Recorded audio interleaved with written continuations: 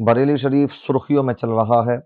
धर्म परिवर्तन के मामलात बहुत तेजी के साथ पूरे हिंदुस्तान भर से यूं तो सुनने के लिए मिल रहे हैं, लेकिन इसी माह में एक महीने में तकरीबन ये तीसरी वारदात है।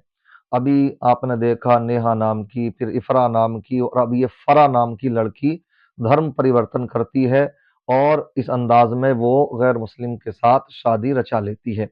मगर इसका मामला तो कुछ अजीब व गरीब ही रहा। आप जानते हैं कि ये ज़्यादातर जो मामला पेश आते हैं, इसमें आप कितना सर्वे कर लिए, तहकीक कर लीजिए, जो मामला पेश आ रहे हैं उसकी जो वजह है वो साफ वजह यही है कि जब से ये लॉकडाउन लगा और लॉकडाउन के बाद में पढ़ाइयाँ ऑनलाइन शुरू कराई गई और उसमें लड़कियों के हाथों में बड़े बड़े मोबाइल थमा दिए गए, तो घर वाले ये समझते हैं कि ये लड़कियां ऑनलाइन पढ़ाई कर रही हैं। मगर लॉकडाउन के बाद में इस तरह के तेजी के साथ मामला पेश आ रहे हैं। इसका खामियाजा ज्यादातर मुसलमान लड़कियों को भुगतना पड़ रहा है। घर वाले भी शायद इसमें कुछ देखभाल नहीं कर पाते और देखें तो देखें क्या। इसलिए अब बेहतर ये होगा कि जिनकी पढ़ाइयाँ अगर ऑफलाइन मुमकिन है तो ऑफलाइन कराइए और जहां तक हो सके लड़कियों के हाथों से मोबाइल ले लीजिए। इसमें मैं ये नहीं कहता कि सब लड़कियां एक सी होती हैं, मगर हाँ जरूरत है तो माँ के पास भी मोबाइल रह सकता है, बाप के साथ, उससे जरूरतन बात अपनी निगरानी में कराई जा सकती है। लेकिन ये बड़े बड़े मोबाइल उनको देना, ये खतरे की घंटी है।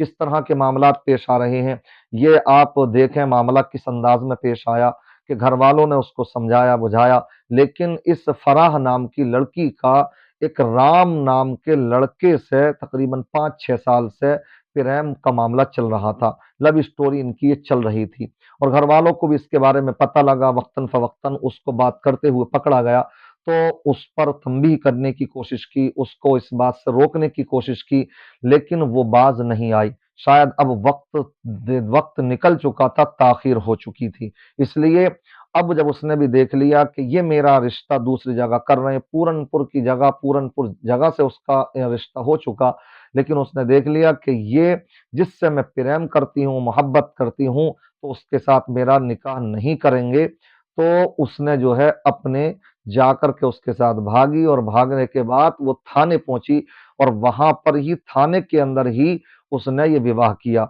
इस अंदाज में जब किया तो तमाम वहां पर पुलिस फोर्स भी मौजूद रही, वहां पर भीड़ भाड़ भी अच्छी खासी हो गई, यहाँ तक के ढोल ताशे भी आप देख सकते हैं। ये इस अंदाज में आप देख रहे हैं निकाह हो रहा है और जिस अंदाज में ये हो रहा है, शायद इससे पहले कि कोई किसी तरीके का कोई कानूनी कार्रवाई अंजाम दी जाए, उसके बाद में फिर जाकर के कोर्ट मैरिज हो, ऐसा भी शायद कुछ नहीं हुआ। बल्कि वो जाते हैं थाने और वहां पर पुलिस प्रशासन की निगरानी में और ढोल ताशों के साथ, नगाड़ों के साथ वहां पर लड़की राम नाम के लड़के के साथ ये फेरे ले लेती है। मैं कहना चाहता हूं कि देखिए, आप अपनी बच्चियों की देखभाल खुद ही कर सकते हैं। बाकी अगर शायद इसका उल्टा मामला होता, यानी यहां पर अगर लड़की गैर मुस्लिम होती, लड़का मुस्लिम होता, तो मैं पूछना चाहता हूं आपसे, क्या इस अंदाज में, क्या ये थाने के सामने इस अंदाज में हो सकता था निकाह?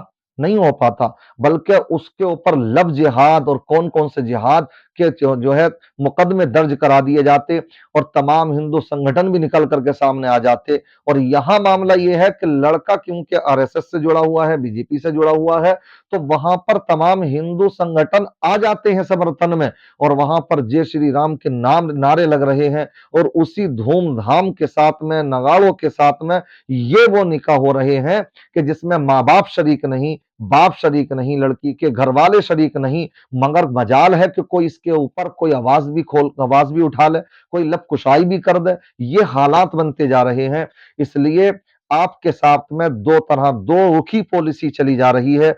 इसलिए हालात बहुत संगीन हैं। मैं बस यही कहूंगा कि आप अपने बच्चों की देखभाल खुद करें, वरना तो अगर इसका उल्टा होता तो अंजाम क्या होता ये कुछ भी नहीं हो पाता और लड़के को भी कूट दिया जाता, मारा जाता, धाराएं लगा दी जाती। मगर यहाँ उसका इस्तकबाल हो रहा है, पुलिस प्रशासन उसको बधाई दे रहे हैं और जय श्री राम के नारे लग रहे हैं। लड़की अपने अंदाज में ये शादी कर रही है हिंदू रस्म रिवाज के साथ। मैं ये कहूंगा कि जब डेमोक्रेसी है और यहाँ आप जानते हैं जमहूरी जमहूरी मुल्क है, तो आखिर इन लड़कियों को ये क्या हुआ कि जो अगर उनके साथ जाना ही चाहती हैं तो अपने कम से कम मजहब पर तो कायम रहें। ये मजहब पर कायम क्यों नहीं रह पा रही हैं? कौन सा ऐसा प्रेशर इनके ऊपर बनाया जाता है कि घर में जब तक रहें ये नमाजें भी पढ़ती हैं। कितनी लड़कों के वाकयात ये भी आए कि वो तहज्जुद की नमाजें पढ़ती थी, कुरान शरीफ पढ़ती थी, मगर बस घर से निकली नहीं और वो धर्म परिवर्तन कर लेती हैं। ये समझ से बाला चीजें हैं। कौन सा ऐसा दबाव उनके ऊपर बनाया जाता? इसलिए अब ये कब तक ये शादियां कामयाब होंगी, किस अंदाज में चलेगी जिंदगी, ये तो आने वाला वक्त बतलाएगा। मगर साथ ही साथ में आप ये भी ना भूलें कि कितनी लड़कियों के वाकयात ये भी आ रहे हैं कि वो रो रही हैं, कोई छोड़ करके भाग गया, किसी ने जो है उनके साथ में खुद तो जो है उनको ब्लैकमेल किया ही, साथ में अपने दोस्त अहबाब के साथ में रेप किए गए उन लड़कियों के साथ जिनको के प्रेम के झांसे में ले जा करके उनके धर्म परिवर्तन करा करके निकाह किए और 7 फेरे लिए इसलिए कि अब हमेशा इनके साथ रहना है, मगर ऐसा नहीं हो रहा है। उनका ब्लैकमेल किया जाता है और उसके बाद में उनका यूज़ किया, यूँ कह लो जैसे कि हड्डी को चूसा और उसके बाद में उसको फेंक दिया गया। ये लड़कियों के साथ होता, मगर हमारी बहनों के समझ में अभी नहीं आ रही हैं ये बातें। इसलिए हम ये कहेंगे कि लड़की वाले भी ध्यान रखें, तरबियत पर ध्यान रखें और ख़ास करके मोबाइल पर तवज्जो दें।